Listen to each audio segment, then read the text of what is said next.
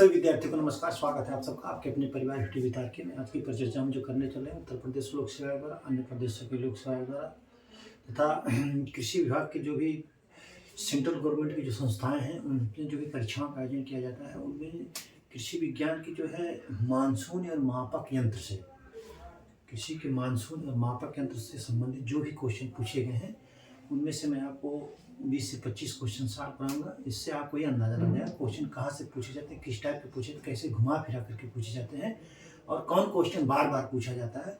इससे आपको ये अंदाजा लग जाएगा क्या पढ़ना है, क्या छोड़ना है। तो आप परिचर्चा मेरे साथ अंत तक बने रहें। तो क्वेश्चन नंबर 1 कह रहा है, क्वेश्चन नंबर 1 कह रहा है वह रेखाएं जो समान वायुमंडलीय दाब वह रेखाएं जो समान, वह रेखाएं जो समान रूप से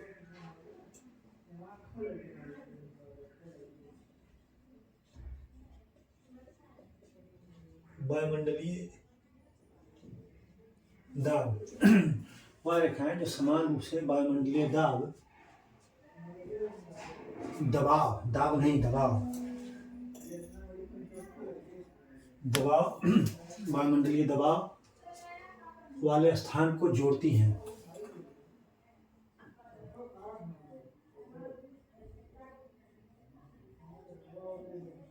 स्थानों को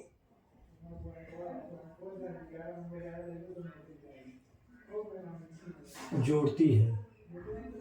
ऑप्शन ए क्या कह रहा है? समताप रेखाएं। क्या कह रहा है? समताप रेखाएं। ठीक है। बी कह रहा है समवर्षा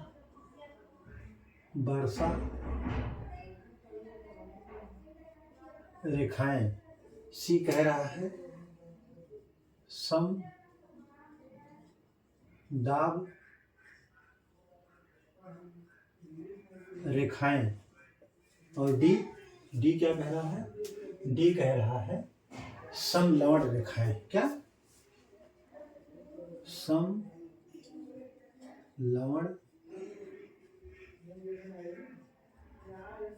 रेखाएं। तो वह रेखाएं जो समान रूप से वायुमंडलीय दबाव वाले स्थानों को जोड़ती हैं क्या कहलाती हैं? कह रहा है समताप रेखाएं, समवर्षा रेखाएं, समदाब रेखाएं और समलवण रेखाएं। तो कौन सी? क्योंकि यहाँ देखिए वायुमंडलीय दाब की बात हो रही है, तो यहाँ दाब किसमें है? इसमें है। तो क्या होगा? समदाब रेखाएं, समदाब रेखाएं। ठीक है।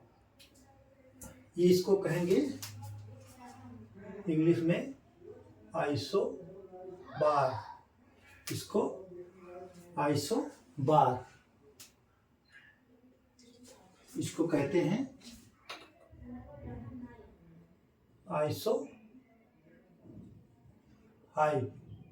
इसको आइसोथर्म क्या कहते हैं?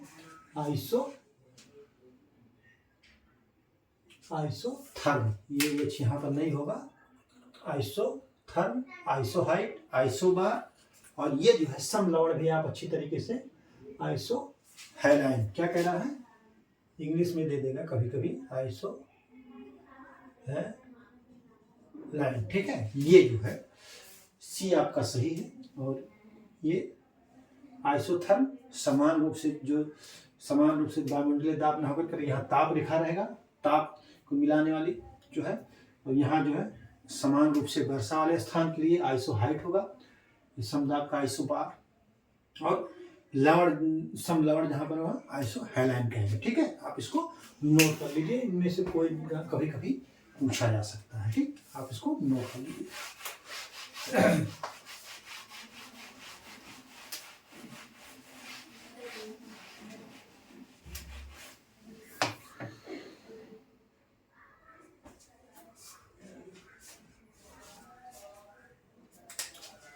क्वेश्चन नंबर 2 कह रहा है वायुमंडलीय की निचली परत कौन सी है? वायुमंडल की सबसे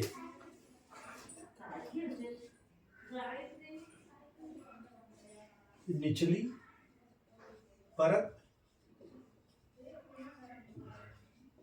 कौन सी है? वायुमंडल की सबसे निचली परत कौन सी है? तो कह रहा है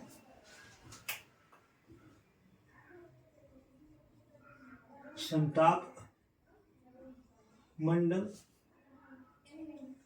मध्यमंडल, बी कह रहा है, सी कह रहा है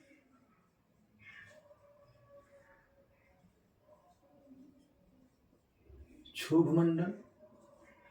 मंडल, और डी कह रहा है तापमंडल। क्या कह रहा है? तापमंडल। क्या कह रहा है? तापमंडल। ठीक। तो इसका इंग्लिश में आप जरूर जान लीजिएगा। तो सबसे निचली पर क्षोभ मंडल होती है। कौन सी? क्षोभ मंडल होती है। उसके बाद समताप मंडल होगा, फिर मध्य मंडल, फिर जो है आयनोस्फीयर, ट्रोपोस्फीयर, मेसोस्फीयर, ये सब जो है मैं भी आपको दिखा दे रहा हूँ। ये जो है ऐसे होता है। यहाँ पर सबसे ज्यादा क्षोभ मंडल की ऊंचाई जो होती है, ये क्षोभ मंडल की ऊंचाई जो होती है ये ट्रोपोस्फीयर कहलाता है। ये ट्रोपोस्फीयर, क्या इंग्लिश में इसको जरूर आप नोट कर लीजिएगा। ये ट्रोपोस्फीयर, ये स्ट्रेटोस्फीयर। क्या? ट्रोपोस्फीयर। और दूसरी जो होती है समताप मंडल, इसी में ओजोन परत होती है। ठीक है। तो ये जो है यहाँ पर 8 किलोमीटर और ये जो है 18 किलोमीटर। यहाँ से यहाँ जो है 8 किलोमीटर। कितना? 8 किलोमीटर इसका और इसका। ये कभी कभी पूछ लेता कि औसत ऊंचाई, तो औसत 13 किलोमीटर और अधिकतम 18 किलोमीटर। कितना? 18 किलोमीटर। ये जो है अधिकतम हो गया।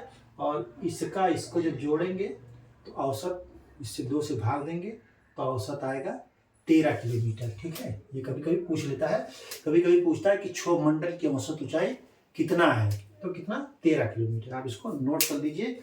यही क्षोभ मंडल को जो क्या कहते हैं, जो है ट्रोपोस्फीयर कहते हैं। ट्रोपोस्फीयर। तो मैं आपको एक रफ टाइप का बना दे रहा हूँ, जो है ये ऐसे, ये हो गया, ये हो गया, ये हो गया, ये हो गया। ये है, ये समझ लीजिए जैसे पृथ्वी का धरातल है। क्या है? पृथ्वी का धरातल। तो 1 लेयर, 2 लेयर, 3 लेयर और ये चौथी लेयर। तो ये क्या होगा आपका? ये ट्रोपोस्फीयर। क्या?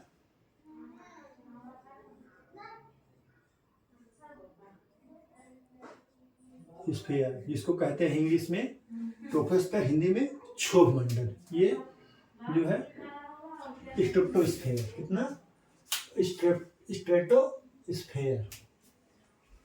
स्ट्रेटोस्फीयर, जिसको ही कहते हैं क्या? समताप मंडल। इसको क्या कहते हैं? समताप मंडल। ये जो है 8 से 18 किलोमीटर, ये 18 से 50 किलोमीटर। कितना? इसकी ऊंचाई जो होती है 18 से 8 से 18 और इसकी 18 से 50 किलोमीटर। अगली परत है मीजोस्फीयर। क्या है? मीजोस्फीयर। इसकी जो है 50 से कितना होगा? 50 से 80 किलोमीटर। ठीक है। 80 किलोमीटर। ठीक। और उसके बाद थर्मोस्फीयर। क्या है? थर्मोस्फीयर। ये 80 किलोमीटर से अधिक। ठीक है, इसको डिटेल में अगर और पढ़ेंगे तो और बहुत अच्छी इंटरेस्टिंग चीज़ है, इससे क्वेश्चन आता है। ये जो है ओजोन परत जो है इसी में है, स्ट्रेटोस्फीयर में ओजोन परत क्या है, जो हमारी जो सूर्य से अल्ट्रा वायलेट किरणें आती हैं, पैराबैंगनी किरणें, उनको जो है आने से रोकता है। अगर वो अल्ट्रा वायलेट किरणें अगर यहाँ आ जाएं तो तापमान बढ़ जाएगा और प्राणियों में जो है त्वचा कैंसर हो जाएगा। तो ये हमको ओजोन परत जो है इसी में आके रुकती है, यही रोकता है। और ओजोन परत इसी में मतलब रोकता नहीं, ओजोन परत इसी में पाई जाती है। ठीक है, आप इसको नोट कर लीजिए, कभी कभी पूछ भी लेता है कि ओजोन परत जो है किस लेयर में पाई जाती है, तो ये स्ट्रेटोस्फीयर में पाई जाती है। और ये जो है ट्रोपोस्फीयर, जिसको हम हिंदी में क्षोभ मंडल कहते हैं, हो सकता है क्योंकि आप कृषि के स्टूडेंट हैं, कृषि से संबंधित जो है परीक्षाओं में भाग लेंगे, तो आपको ये जानकारी बहुत जरूरी है। जितनी भी मौसम संबंधी घटनाएं होती हैं वो इसी में होती हैं। किस में होती हैं? ट्रोपोस्फीयर में। बादल बनना, बादल गरजना, बरसना, हवाएं चलना, तूफान आना, झंझनाहट, जितनी भी चीजें मौसम संबंधी होती हैं वो इसी में होती हैं। इसीलिए जो हवाई जहाज उड़ाई जाती है, एयरप्लेन उड़ाई जाती है, वो इस लेयर में ना उड़ा करके इस लेयर में उड़ाई जाती है। किसमें? इस स्तर पे। ये कभी कभी पूछ लेता है कि जो है हवाई जहाज जो उड़ाई जाती है वो किस परत में उड़ाई जाती है, तो स्ट्रेटोस्फीयर में उड़ाई जाती है, इसमें नहीं उड़ाई जाती। इसलिए नहीं उड़ाई जाती कि मौसम संबंधी घटनाएं इसमें होती हैं, तो हवाई जहाज के गिरने का डर रहता है। गिर जाए, गिरने का डर क्या है? और एक हम जो है मोबाइल पे बात करते हैं, रेडियो दूरदर्शन की जो भी करते हैं, वो रिफ्लेक्शन होता है, वो जाता है अंतरिक्ष में, वहाँ से लौटता कहाँ से है तो पूछता है कभी कभी। तो ये जो है रिफ्लेक्टिंग जो होता है वो आयनोस्फीयर से होता है। कहाँ से? आयन मंडल से, जिसको हिंदी में कहते हैं आयनोस्फीयर से होता है। आप इसको नोट कर ले। अब आप जो है ट्रोपोस्फीयर, स्ट्रेटोस्फीयर और मेसोस्फीयर, थर्मोस्फीयर सबके बारे में समझ गए होंगे। क्वेश्चन करने भर के आपको समझ में आ गया होगा। ठीक है,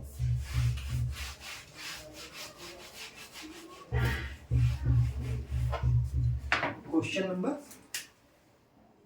3। क्वेश्चन नंबर 3 क्या कह रहा है कि बादल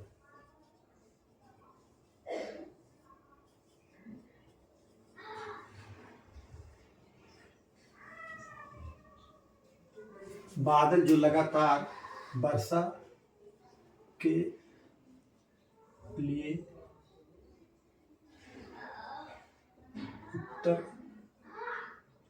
उत्तरदायी होते हैं, वह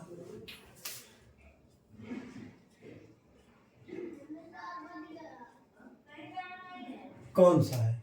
बादल जो लगातार वर्षा के लिए उत्तरदायी होते हैं वह कौन सा है? कह रहा है ऑप्शन ए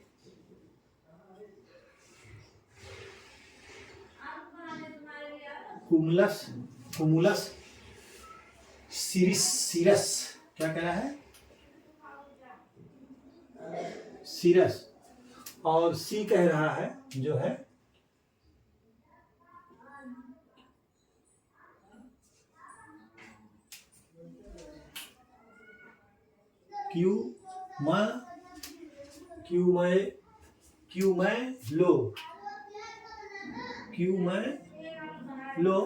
क्यूमुलो निम्बस। क्या? क्यूमुलो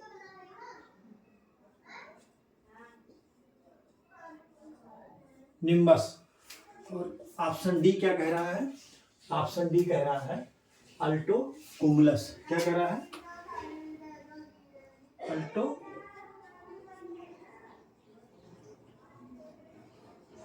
कुमुलस। बादल जो लगातार वर्षा के लिए उत्तरदायी होते हैं वह कौन सा है? तो वो क्यूमुलो निम्बस। ऑप्शन सी आपका सही है।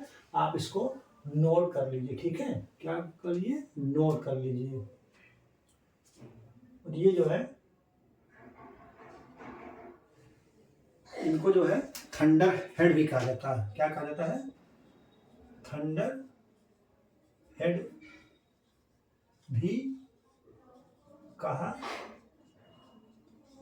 जाता है। इनको जो है थंडर हेड भी कहा जाता है। क्या कहा जाता है? थंडर हेड भी कहा जाता है। ठीक है, आप इसको नोट कर लीजिए। ठीक है,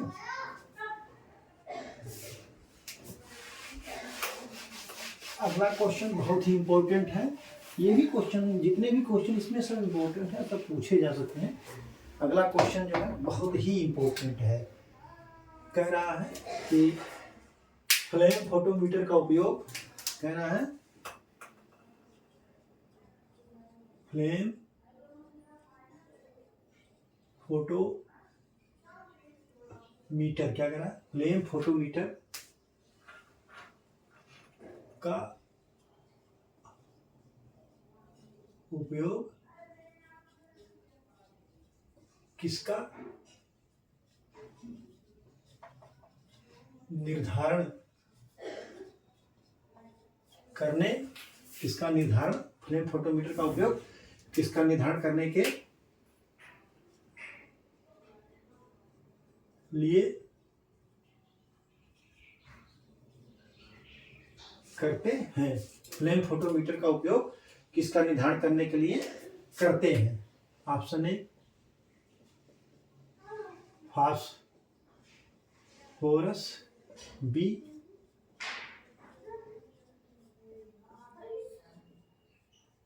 नाइट्रोजन, सी पोटास, सी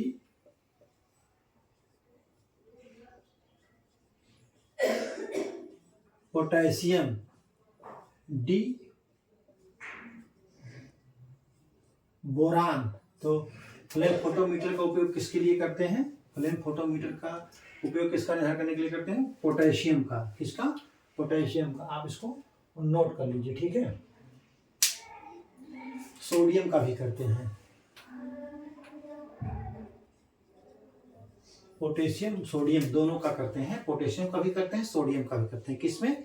मृदा में इसका निर्धारण करने के लिए पोटेशियम और सोडियम का निर्धारण करने के लिए उपस्थिति कितना है, क्या है, उसका पता लगाने के लिए पोटेशियम सोडियम का पता लगाने के लिए फ्लेम फोटोमीटर का प्रयोग करते हैं। आप इसको नोट कर लीजिए। ठीक है,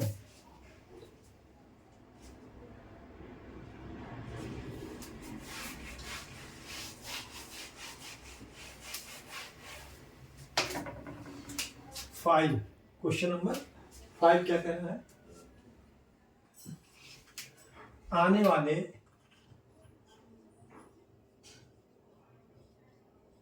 वाले कुल सौर विकिरण, क्या कह रहा है? आने वाले कुल सौर विकिरण को मापने के लिए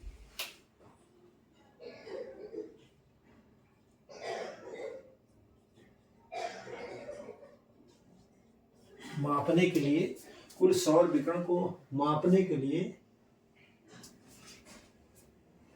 किस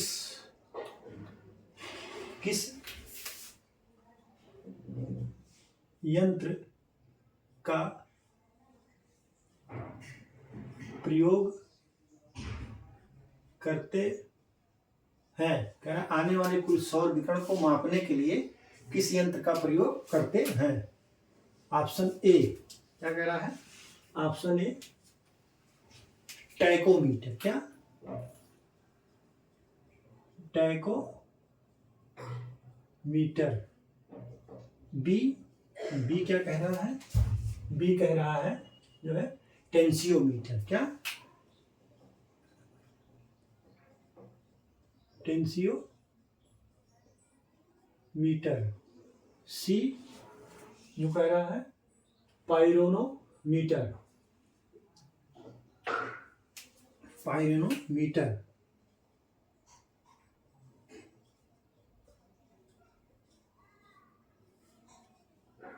डी कह रहा है, डी क्या कह रहा है?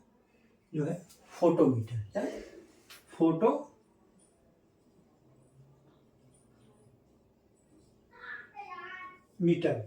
आने वाले कुल सौर विकिरण को मापने के लिए किस यंत्र का प्रयोग किया जाता है? तो आपका ऑप्शन सी है, पायरोनोमीटर का प्रयोग किया जाता है। आप इसको नोट कर लीजिए, ठीक है। ठीक, और टेंसियोमीटर से जो है, टेंसियोमीटर से क्या होता है? मृदा नमी तनाव मापते हैं। क्या मापते हैं? मृदा नमी, सॉइल मॉइस्चर टेंशन, जिसको इंग्लिश में कहते हैं। क्या कहते हैं? मृदा नमी तनाव जो है टेंसियोमीटर से नापते हैं, ठीक है।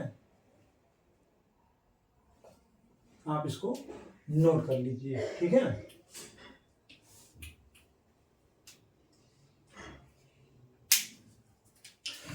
कुछ जो है यंत्र हैं, उनका मैं नाम लिख दे रहा हूँ, इसको इनसे क्या मापा जाता है, जिससे आपको अलग से ना लिखना पड़े, ना अलग से क्वेश्चन करना पड़े। तो कह रहा है मापक यंत्र। क्या है? मापक यंत्र और प्रयोग।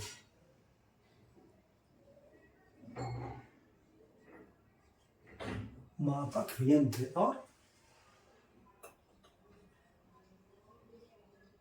प्रयोग। मापक यंत्र है, एक पहला है जो है wind wave. Wind wave, wind wave जो है विंड डायरेक्शन या वायु की दिशा, वायु दिशा जिसको कहते हैं विंड डायरेक्शन, इंग्लिश में विंड डायरेक्शन, ठीक है। टेंसियोमीटर हो ही गया। हाइग्रोमीटर क्या है? अरे बहुत पूछा जाता है ये। हाइग्रोमीटर, हाइग्रोमीटर से क्या है? रिलेटिव ह्यूमिडिटी, जिसको कहते हैं सापेक्ष आर्द्रता, रिलेटिव ह्यूमिडिटी या सापेक्ष आर्द्रता, हाइग्रोमीटर से। तीसरा कह रहा है जो है पीजोमीटर।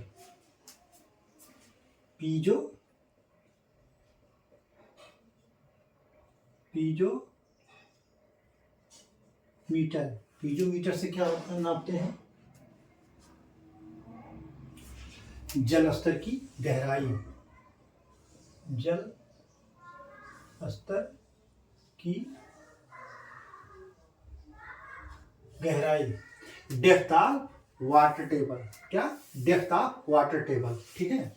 क्वेश्चन कह रहे हैं जो है पायरोनोमीटर तो हो ही गया, आपको मैंने बता दिया पायरोनोमीटर। तो ये जो है तीन चीजें आप लिख लीजिए, बहुत पूछा जाता है। जो है पीजोमीटर से जल स्तर की गहराई, ये depth of water table, wind wave से वायु की दिशा यानी विंड डायरेक्शन, और हाइग्रोमीटर से रिलेटिव ह्यूमिडिटी, जिसको हिंदी में कहते हैं सापेक्षिक या सापेक्ष आर्द्रता, ठीक है। आप इसको नोट कर लीजिए, मैं आगे आपको बताता हूँ।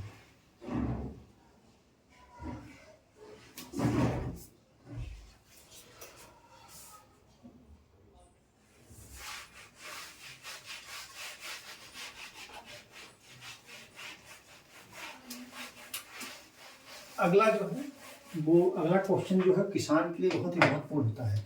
खेती करने के लिए बहुत ही महत्वपूर्ण चीजें हैं। इसका अगर नहीं पता लगा पाए किसान तो कभी किसानी कर नहीं सकता, उसकी खेती करना सफल नहीं होगा। कौन सा मौसम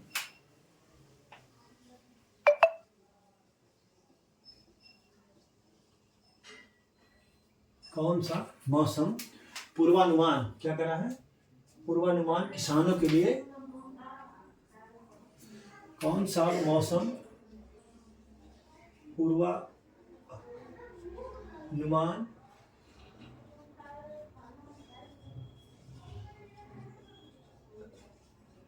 किसानों के लिए, कौन सा मौसम पूर्वानुमान किसानों के लिए सर्वाधिक उपयोगी होता है?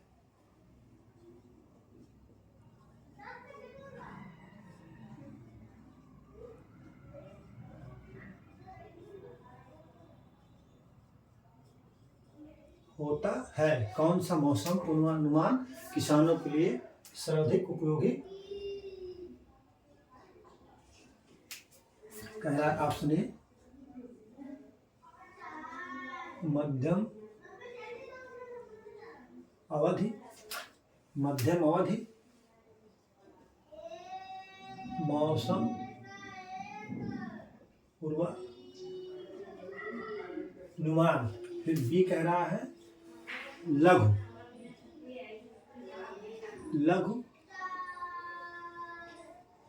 अवधि मौसम पूर्वानुमान। और सी क्या कह रहा है? दीर्घ। क्या कह रहा है? दीर्घ अवधि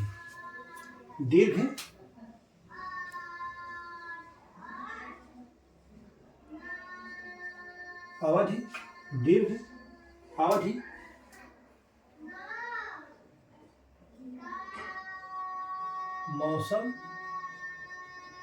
पूर्वानुमान। क्या कह रहा है? दीर्घावधि मौसम पूर्वानुमान।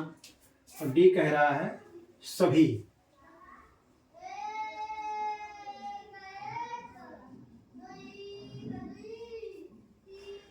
तो कौन सा मौसम पूर्वानुमान किसानों के लिए सर्वाधिक उपयोगी होता है? तो वह मध्यम अवधि मौसम पूर्वानुमान किसानों के लिए सर्वाधिक उपयोगी होता है। आप इसको नोट कर लीजिए, ठीक है। ये क्या होता है? 3 से 10 दिन का होता है ये। और ये जो है लघु जो है 48 घंटे। और ये जो है 10 से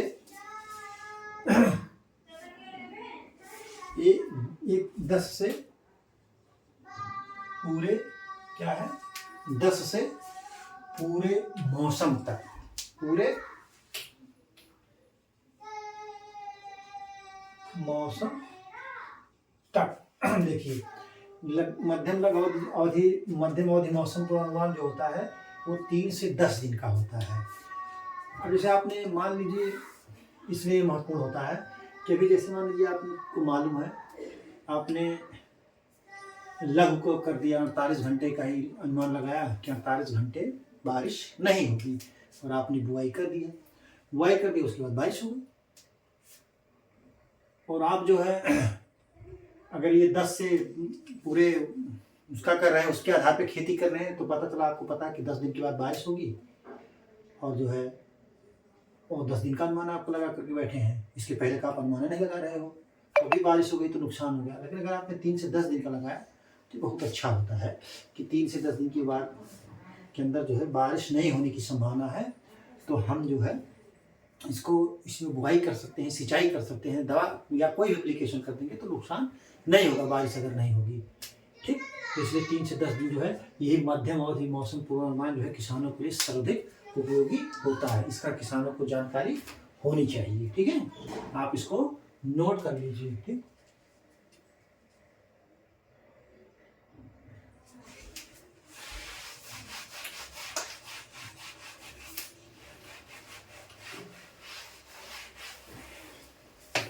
अगला क्वेश्चन नंबर जो है 7। क्वेश्चन नंबर 7 क्या कह रहा है? क्वेश्चन नंबर 7 ये कह रहा है कि जो है वर्षा होने की अनुकूल दशा कौन सी है? वर्षा होने के लिए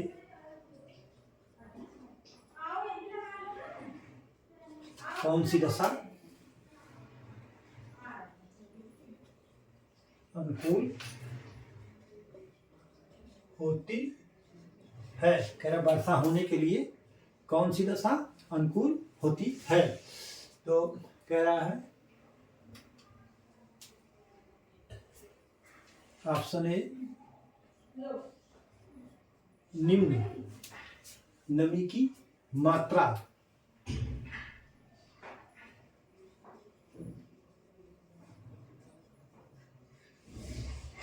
बी कह रहा है जो है उच्च नमी की मात्रा,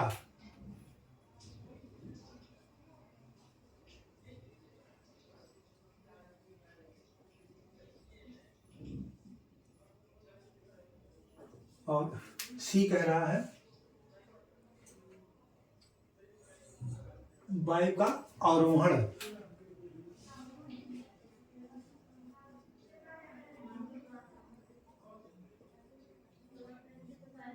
वायु का आरोहण। और डी कह रहा है वायु का शीतलीकरण। क्या कह रहा है? वायु का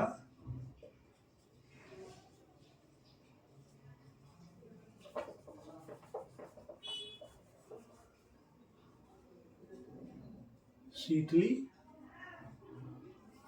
ठीक है। तो वर्षा होने के लिए कौन सी अनुकूल दशा, वर्षा होने के लिए कौन सी दशा अनुकूल होती है? ये होना चाहिए था अनुकूल दशा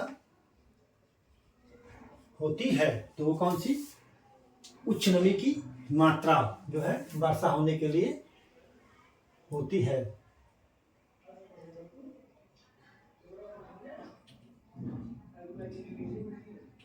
ठीक है, आप इसको नोट कर लीजिए कि जब उच्च नमी की मात्रा होगी तो जो है तभी वर्षा होगी। ठीक है, इसको डिटेल में मैं बाद में आपको बताऊंगा कि कैसे होता है। कम वाले से संपर्क में आके बूंदें बनती हैं और जब टेम्परेचर कम होता है तो बरसात हो जाती है।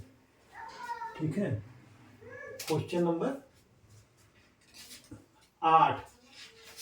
क्वेश्चन नंबर 8 क्या कह रहा है?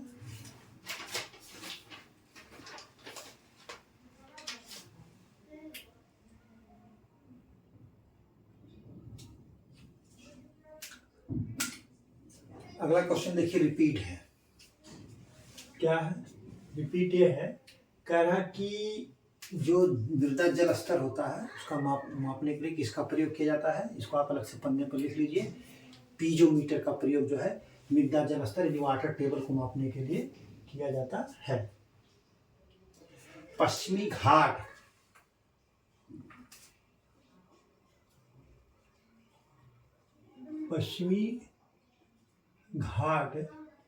के ढलान, क्या कह रहा है? पश्चिमी घाट के ढलान पर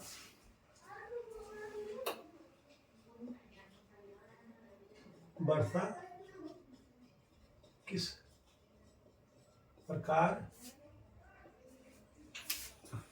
प्रकार की होती है?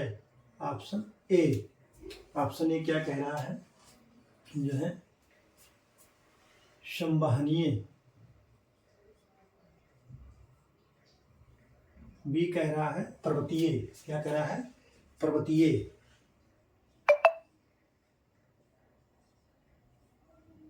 और सी क्या कह रहा है? सी कह रहा है चक्रवाती वर्षा। और डी कह रहा है इनमें से कोई नहीं। क्या कह रहा है? इनमें से कोई नहीं। तो पश्चिमी घाट, ये देखिए जैसे ये भारत का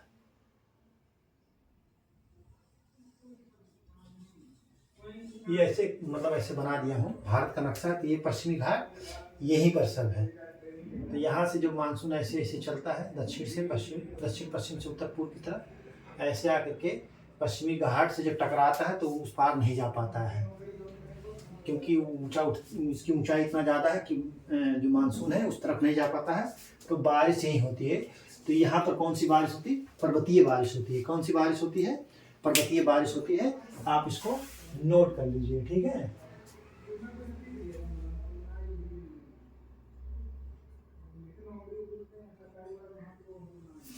ठीक, आप इसको नोट कर लीजिए। ठीक,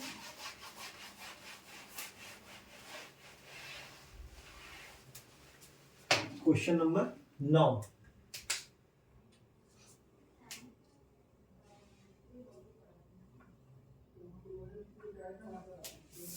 मौसम विज्ञान विभाग की स्थापना 1884 में कहाँ हुई? पुणे में। कहाँ पर? पुणे में। आप इसको नोट कर लीजिए। ठीक है, एक दिए गए स्थान और समय पर एक दिए गए स्थान, क्या कह रहा है, एक दिए गए स्थान और एक दिए गए स्थान और समय पर वायुमंडलीय दशाओं को क्या कहते हैं?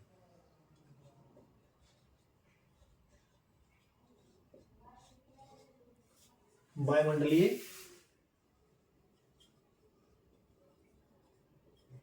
दशाओं को क्या कहते हैं? कह रहा है एक दिए गए स्थान और समय पर वायुमंडलीय दशाओं को क्या कहते हैं? कह रहा है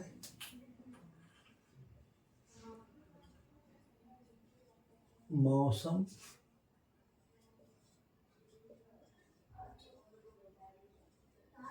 जलवायु, मौसम, जलवायु, ऋतु, डी कह रहा है इनमें से कोई नहीं। तो एक दिए गए स्थान और समय पर वायुमंडलीय दशाओं को क्या कहते हैं?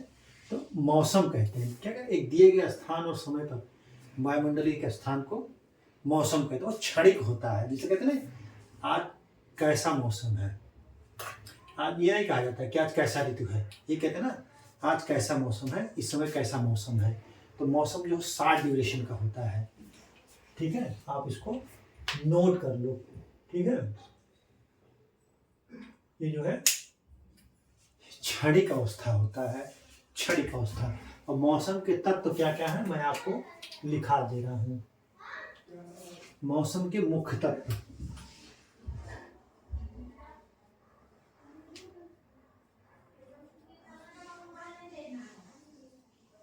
मौसम के मुख्य तत्व क्या क्या है? तो वो जो है क्या है?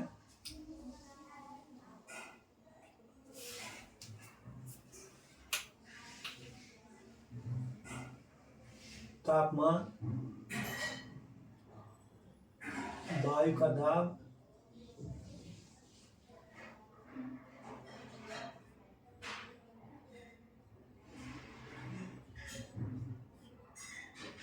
वायु की दिशा, वायु का दाब, वायु की दिशा,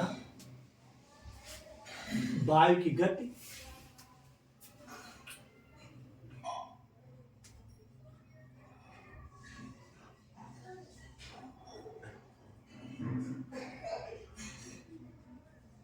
आर्द्रता, क्या है? आर्द्रता है, वर्षा, वर्षा, बादल। तो मौसम के मुख्य तत्व क्या क्या है? तापमान है, वायु का दाब है, वायु की दशा है, वायु की गति है, आर्द्रता है, वर्षा और बादल, ठीक है। इतने जो है मौसम के, ये इतने जो है मौसम के मुख्य तत्व हैं। क्या है? मौसम के मुख्य तत्व जो है यही जो है, ठीक है। आप इसको नोट कर लीजिए, ठीक है।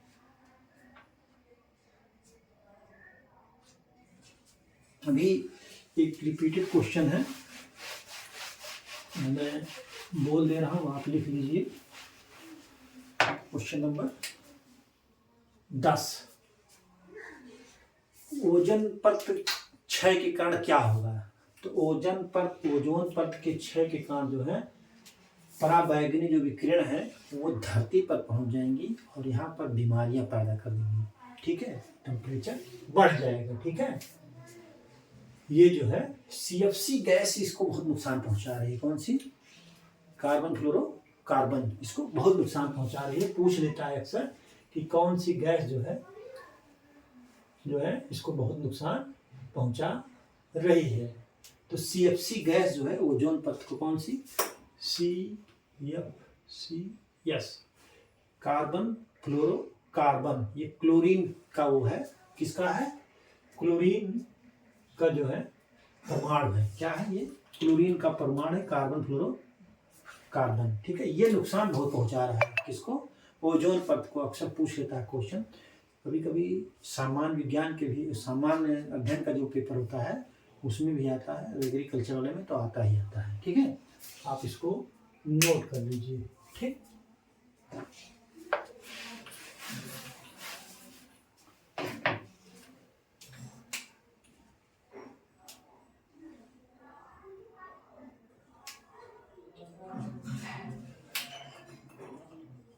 प्रातः काल घास की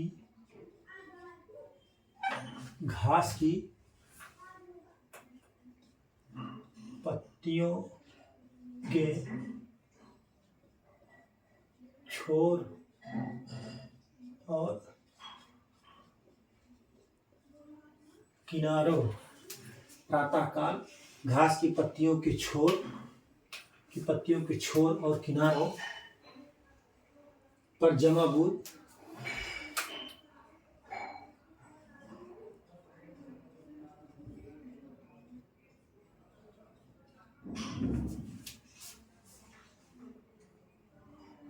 किसके कारण होती है।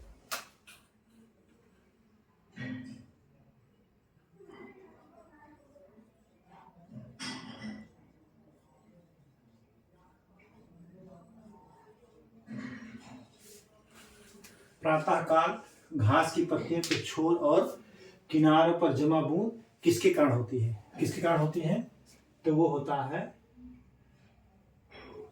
बिंदुस्राव के जल। क्या कह रहा है, option A.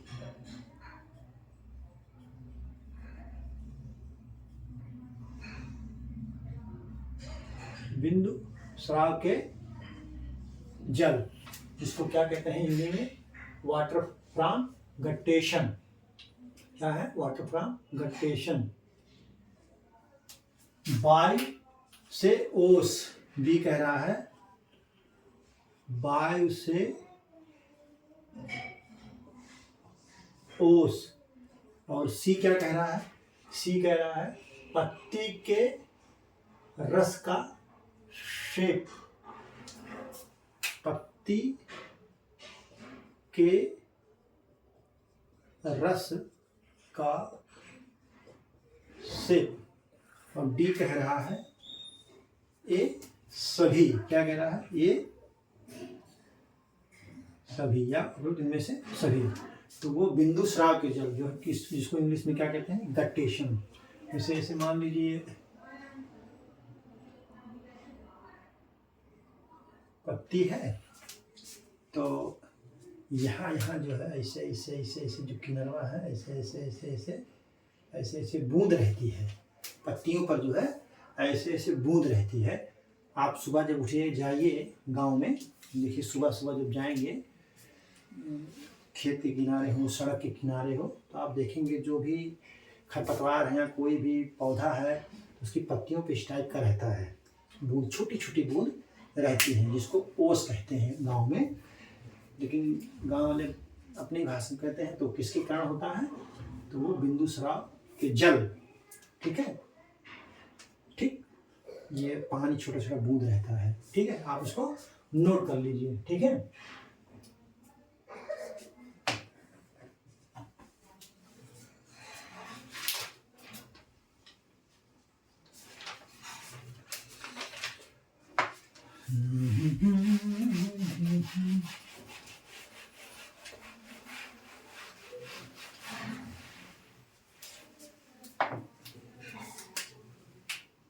Question number 11, question number 11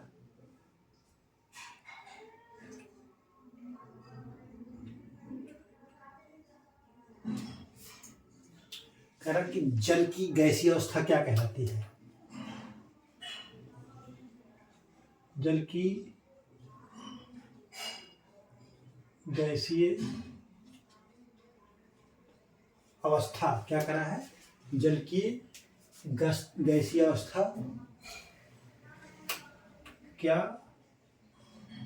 होती है। कह रहा है जल की गैसीय अवस्था क्या होती है।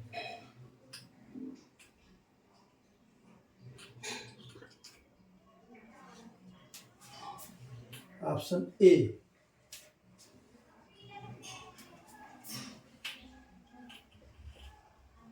ओला,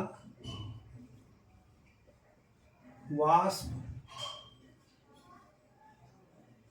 बर्फ, और डी कह रहा है ओस। क्या? ओस। तो जल की गैसीय अवस्था क्या होती है? वाष्प होती है। क्या होती है? वाष्प होती है। तो जल की 3 रूप का मैं आपको लिख दे रहा हूं। ठोस, द्रव, गैस। पानी जो है जल जो है ठोस, द्रव, गैस तीनों रूप में पाई जाती है। क्या है? पानी जो है ठोस, द्रव, गैस तीनों रूप में पाया जाता है। ठीक है। तो ठोस क्या होता है? ठोस जो है बर्फ है। क्या? बर्फ के रूप में। द्रव जल, गैस, वाष्प। ये आप इसको जान लीजिए कि जल जो है तीनों रूप में पाया जाता है, ठोस, द्रव, गैस। ठोस के रूप में बर्फ के रूप में ठोस होता है, जल जो है द्रव के रूप में, और गैस के रूप में वाष्प। ठीक है, आप इसको नोट कर लीजिए। ठीक है।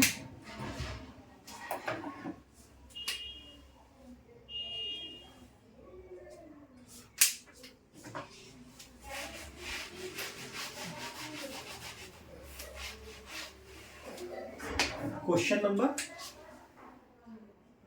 12।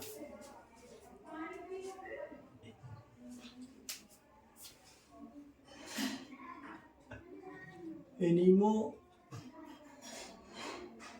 से क्या मापते हैं? कह रहा कि एनीमोमीटर से क्या मापते हैं? तो कह रहा है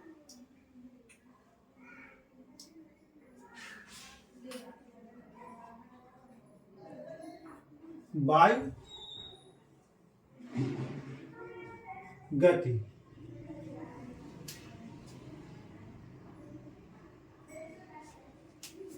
फिर कह रहा है वायु दिशा। फिर सी कह रहा है कुल विकिरण।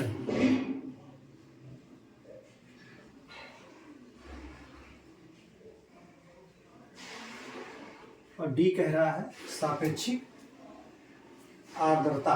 क्या कह रहा है?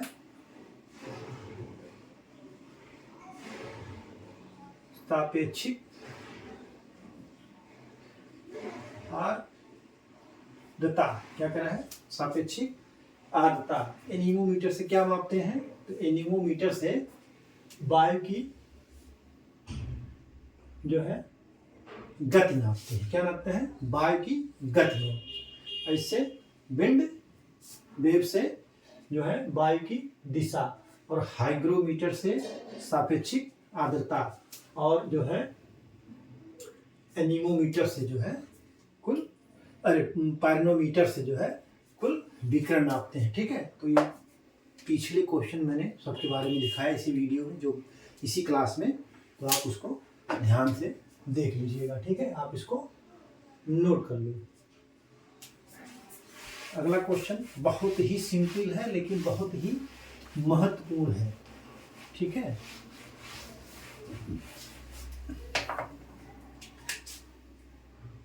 क्वेश्चन नंबर 13 कह रहा है फलों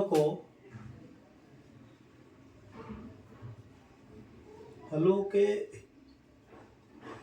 पेड़ को पाले से बचाने के या कोहरे से बचाने के लिए क्या करते हैं?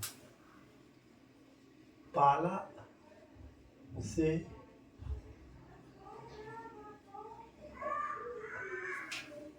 बचाने के लिए क्या करते हैं? कह रहे फलों के पेड़ को पाला से बचाने के लिए क्या करते हैं? ऑप्शन ए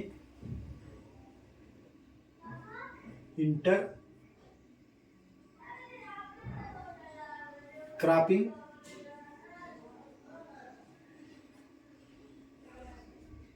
सिंचाई, बी कह रहा है सिंचाई,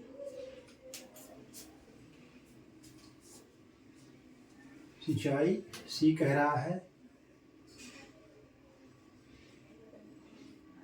मल्चिंग, डी कह रहा है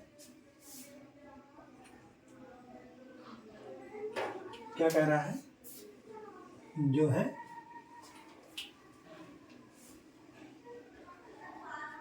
सघन बुआई। तो फलों के पेड़ को पाला से बचाने के लिए क्या करते हैं, सिंचाई कर देते हैं। क्या करते हैं, सिंचाई कर देते हैं। कहीं कहीं लिखा होगा पानी का लगाना करते हैं, पानी लगा देते हैं। सिंचाई से क्या होता है कि जब पाला पड़ता है, पाला, तो पानी उसका जो टेम्परेचर होता है वो 0 से कम होता है, मतलब बहुत ही कम हो जाता है, माइनस में चला आता है, 0 हो जाता है बहुत कम टेम्परेचर पे। तो जो है पाला, और जैसे ही हम सिंचाई करते हैं तो पानी का जो टेम्परेचर होता है वो 0 से ज़्यादा होता है। तो क्या होता है कि पानी जो अगल बगल के जो वाष्प हैं या जो भी है, टेम्परेचर अधिक होने से वो जमाव बिंदु पे नहीं पहुंच पाते हैं। तो इसलिए जो है पाला से बचाने के लिए सबसे अच्छा तरीका है कि सिंचाई कर दिया जाता है। ठीक है, आप इसको नोट कर लीजिए। ठीक,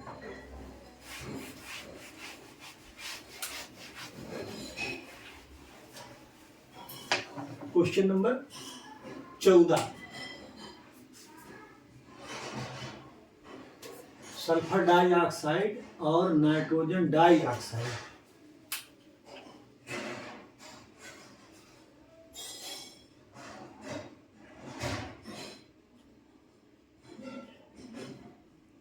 सल्फर डाइऑक्साइड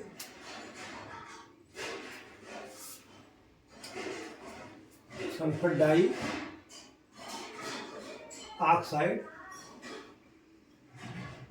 और सल्फर डाइऑक्साइड और नाइट्रोजन डाइऑक्साइड जब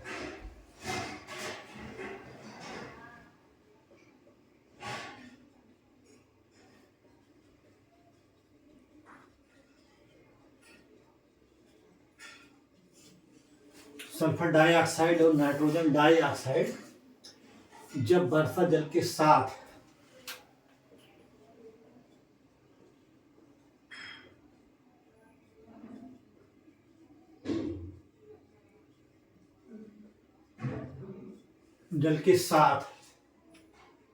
संपर्क में आते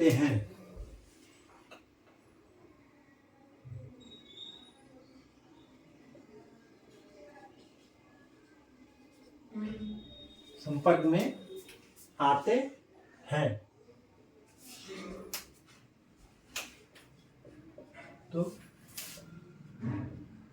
उसे क्या कहते हैं, क्या कहते हैं उसे? ऑप्शन ए जीवाश्म वर्षा। क्या कहते हैं? जीवाश्म वर्षा। बी अम्लीय वर्षा। सी क्षारीय वर्षा। क्षारीय वर्षा।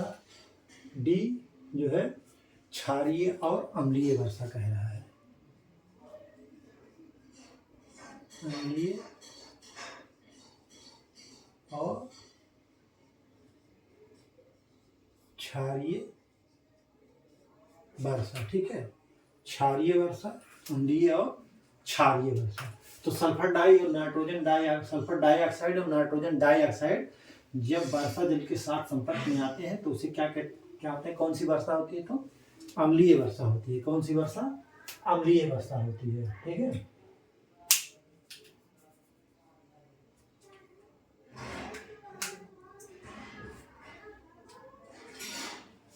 ये दोनों सल्फर डाइऑक्साइड और नाइट्रोजन डाइऑक्साइड जब जल के संपर्क में, तो जानते क्या बनता है? तो बनता है हाइड्रोजन सल्फाइड। क्या बनता है?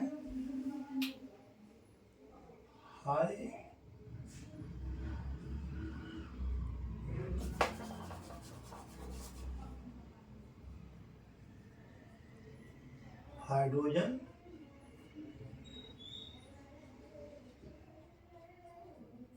सल्फाइड H2S क्या बनता है? जब ये जो है सल्फर डाइऑक्साइड नाइट्रोजन डाइऑक्साइड जो है वर्षा जल के संपर्क में आते हैं तो अम्लीय वर्षा होती है, जो कि हाइड्रोजन सल्फाइड के कारण, किसके कारण? हाइड्रोजन सल्फाइड का निर्माण होता है और ये अम्लीय वर्षा का रूप ले लेता है। आप इसको नोट कर लीजिए, ठीक है।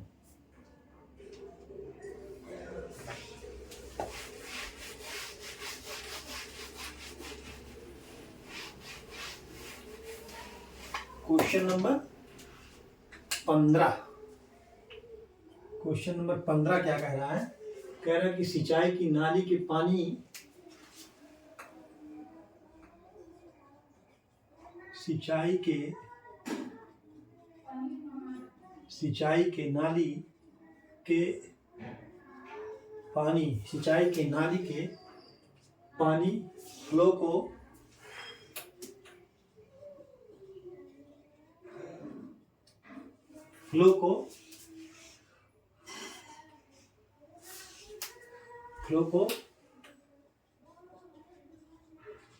किसके द्वारा नापते हैं? किसके द्वारा नापते हैं? तो कह रहा है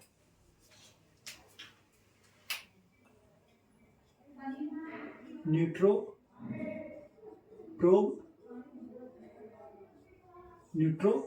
प्रोब द्वारा, ठीक है। बी कह रहा है बी नोच द्वारा, क्या? बी नोच द्वारा। सी कह रहा है जो है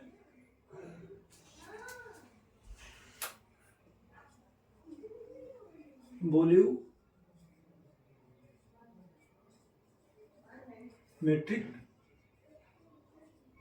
द्वारा। और डी कह रहा है, डी क्या कह रहा है? डी कह रहा है टेंसियोमीटर द्वारा। किसके द्वारा? टेंसियोमीटर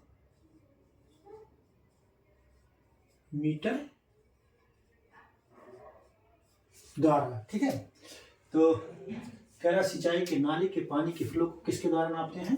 तो बीनोच द्वारा नापते हैं। किसके द्वारा? बीनोच द्वारा नापते हैं। आप इसको नोट कर लीजिए, ठीक है।